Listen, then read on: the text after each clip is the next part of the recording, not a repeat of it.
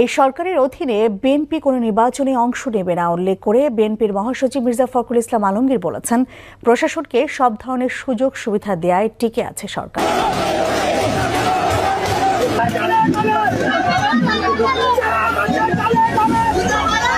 নিশ্চিন্ত থাকতে পারেন, কোনো নির্বাচন হবে না, কারণ তারা আবার তাদের মতো করে একই কায়দায় নিয়ে যাওয়ার চেষ্টা করবে, আর আমরা বসে বসে দেখবো। দালালি না রাজপথ, ক্ষমতা না জনতা।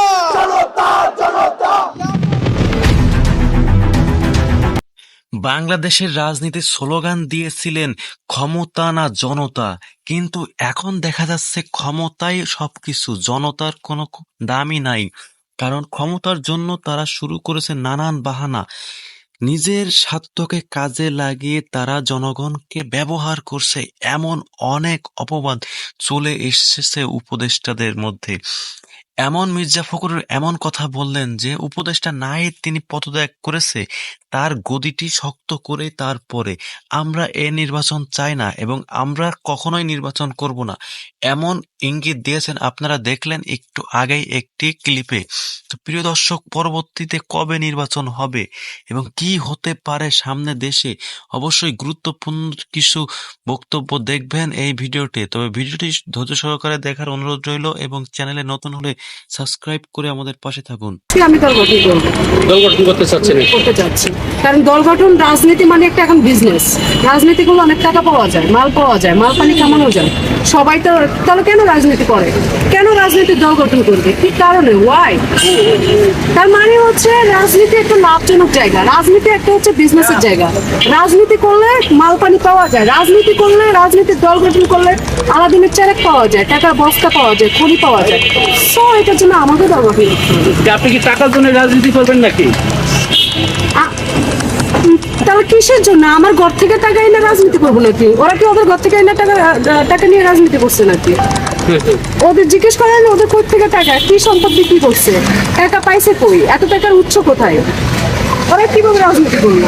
ওরা যেভাবে রাজনীতি করলো আমি সেভাবে রাজনীতি করতে চাই। কি জন্য আমি নামছি? দেশের ভালোর জন্য নামছি, যে যাতে এই স্বৈরাচার গেলে দেশটা ভালো থাকবে। কিন্তু না, ওরা দেখে নতুন করে ফোন দিয়ে আসছে রাজনীতি করবে, রাজনীতি দল গঠন করবে। ওরা এত টাকা পেলে কই? তাহলে আমার এই ওদের মতো করে ওদেরকেই তো ফলো করে আমাদেরকে আগাইতে হবে। আমি চ্যালেঞ্জ করে বলতেছি, এই ঢাকা বিশ্ববিদ্যালয়ে রাজনৈতিক ছাত্র সংগঠনের ব্যানারে ছাত্র রাজনীতি নিষিদ্ধ। বর্তমান অন্তর্বর্তীকালীন সরকার তাদের নানাবিধ কর্মকাণ্ডের কারণে তারা এখন তুমুলভাবে বিতর্কিত। বাংলাদেশে 5ই আগস্টের পরে সর্বপ্রথম কোটা ব্যবস্থার প্রয়োগ করা হয় উপদেষ্টা নিয়োগের ক্ষেত্রে। এই ধরনের রাজনৈতিক প্রতারণা তারা করেছে বাংলাদেশের মানুষের। আমরা আপনারা কেউই জানি না এখান থেকে আমরা নিরাপদে রাতের বেলা বাসায় ফিরতে পারবো কিনা। 6-7 মাসে আপনারা কি ঘোরার টিম। আপনাদেরকে একটু স্মরণ করিয়ে দিই, এই যে কোটা ব্যবস্থা চালু করা হয়েছে, আমরা মনে করি যে এই কোটা ব্যবস্থা ঠিক এই মুহূর্তে চালু করার পিছনে রাজনৈতিক উদ্দেশ্য রয়েছে। বর্তমান অন্তর্বর্তীকালীন সরকার তাদের নানাবিধ কর্মকাণ্ডের কারণে তারা এখন তুমুলভাবে বিতর্কিত এবং তারা যে মূল দায়িত্ব নিয়ে ক্ষমতার আসনে অধিষ্ঠিত হয়েছিলেন, অর্থাৎ আহত এবং পুনর্বাসন করা এবং যারা আহত হয়েছেন তাদের চিকিৎসার ব্যবস্থা করা এবং এই ফ্যাসিবাদী আওয়ামী লীগ তাদের রাজনৈতিক কর্মকাণ্ডকে নিষিদ্ধ করা, আগামী নির্বাচনে তাদের অংশগ্রহণের বিষয়টি নিষিদ্ধ করা এবং প্রত্যেকটি অঙ্গন থেকে, ব্যবসায়ী অঙ্গন, আইন অঙ্গন, প্রশাসন, শিক্ষা অঙ্গন, প্রত্যেকটা অঙ্গন থেকে, বাংলাদেশের ব্যবস্থাপনা থেকে এই ফ্যাসিবাদের যে কাঠামো, সেই কাঠামোটাকে নির্মূল করে সংস্কার করা, এই সমস্ত কার্যক্রম পরিচালনা করতে তারা এখন প্রায় ব্যর্থ হয়ে গেছেন। এবং আপনারা দেখছেন দ্রব্যমূল্যের ঊর্ধ্বগতি, মানুষের জনজীবন এখন বিপর্যস্ত।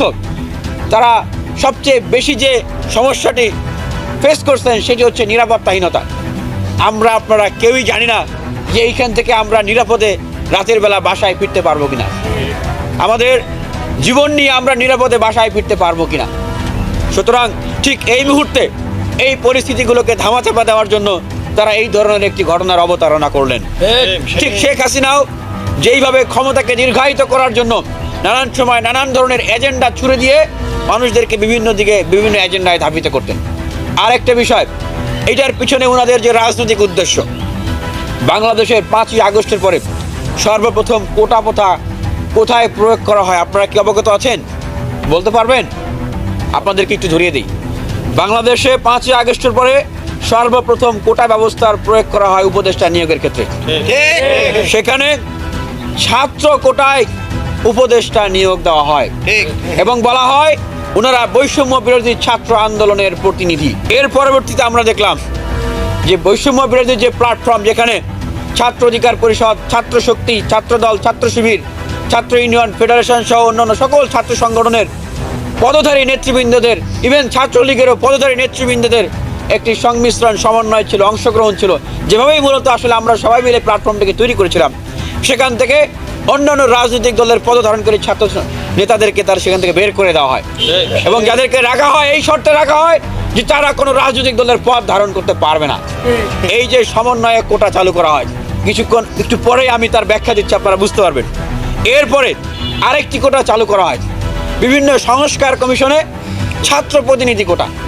বাংলাদেশে 5ই আগস্টের পর এইভাবে করে কোটা ব্যবস্থাগুলো চালু করা হয় এবং বলা হয় যে একটা নিরপেক্ষ ব্যবস্থা সংস্কার কমিশনে যেন নিরপেক্ষ হয়, বৈষম্য বিরোধীর প্ল্যাটফর্মটা যেন নিরপেক্ষ হয়, এইভাবে উপদেষ্টা পরিষদ যেন নিরপেক্ষ হয়, এই জন্য এই কাজগুলো করা হয়েছে।